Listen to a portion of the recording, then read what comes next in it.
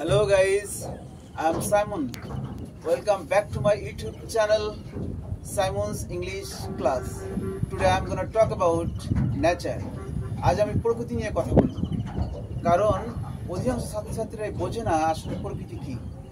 বিশেষ করে মাধ্যমিক ও উচ্চ মাধ্যমিক ছাত্রছাত্রীরা তারা বুঝতে পারে না যে প্রকৃতি জিনিসটা কি।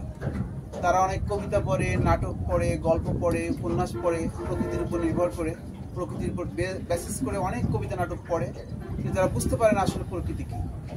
বা অনেকে প্রকৃতি সম্পর্কে জানলেও তারা মনে করে গাছপালা, তরুলতা, বৃক্ষরাজি এগুলোই প্রকৃতি। আসলে প্রকৃতি কি এ সম্পর্কে বোঝানোর জন্য আমি আজকে এই ভিডিওটা করছি। মাধ্যমিক উচ্চ মাধ্যমিক লেভেলের ছাত্রদের যদি প্রশ্ন করা হয় যে তোমরা একটা কবিতা বেছে নাও যার মধ্যে প্রকৃতি আছে, তারা কবিতা বাঁচতে যেও আসলে সঠিকভাবে বাঁচতে পারে না, কারণ তারা প্রকৃতি কি এটা আসলে ভালো করে বুঝতে পারে না। আমি এই প্রকৃতি বোঝানোর জন্য আজকে আমি নিজেই এই প্রকৃতির মধ্যে এসে পড়েছি। এই বিশাল নদী এটা একটা প্রকৃতি। অনেকে হয়তো বলতে পারে যে নদী আবার প্রকৃতি হয় কি করে?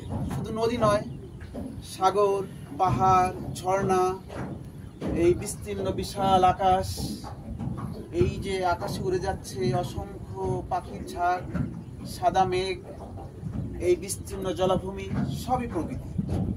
আসলে প্রকৃতি হচ্ছে আল্লাহ যা সৃষ্টি করেছেন, অলমাইটি ক্রিয়েটর যা সৃষ্টি করেছেন সেটাই প্রকৃতি।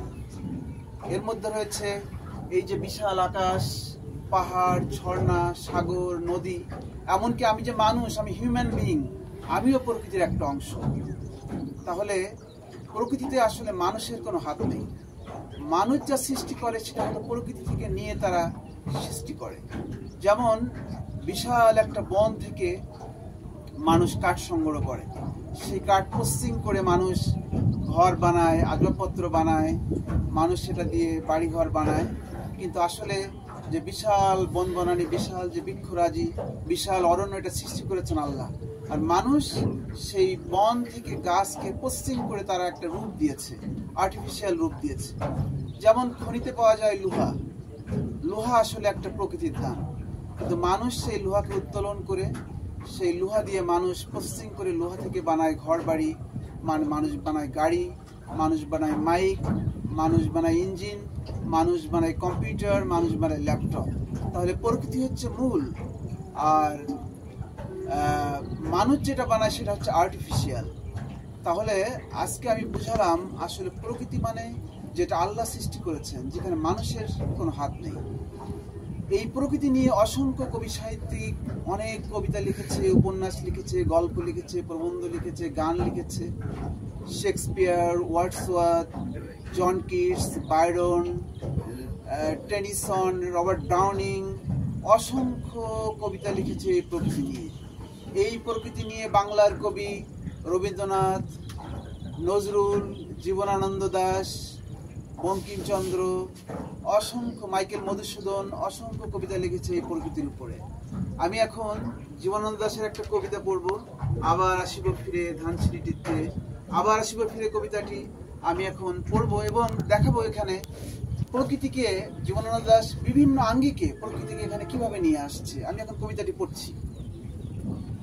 আবার আসিব ফিরে ধানসিঁড়িটির তীরে এই বাংলায়, হয়তো মানুষ নয়, হয়তো বা শঙ্খচিল শালিকের বেশে, কুয়াশার বুকে ভেসে একদিন আসবো এই কাঁঠাল ছায়, হয়তো ভোরের কাক হয়ে কার্তিকের নবান্নের দেশে, হয়তো বা হাঁস হব কিশোরীর ঘুঙুর রহিবে লাল পায়, সারাদিন কেটে যাবে কলমির গন্ধ ভরা জলে ভেসে ভেসে।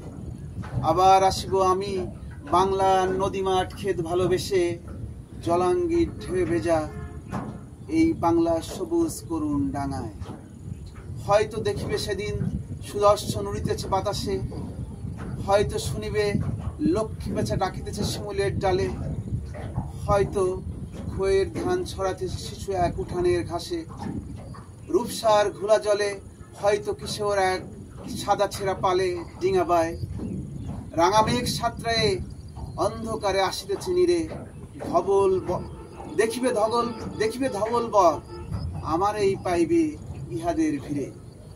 এখানে কবি জীবনানন্দ দাশ কিভাবে প্রকৃতিকে নিয়ে এসেছে। তিনি ধানসিঁড়ি নদীর কথা বলেছেন, ধানসিঁড়ি নদী এটা প্রকৃতির একটা অংশ। তিনি শঙ্খচিল শালিকের কথা বলেছে, শঙ্খচিল শালিক এই যে পাখির ঝাঁক এটা প্রকৃতির একটা অংশ।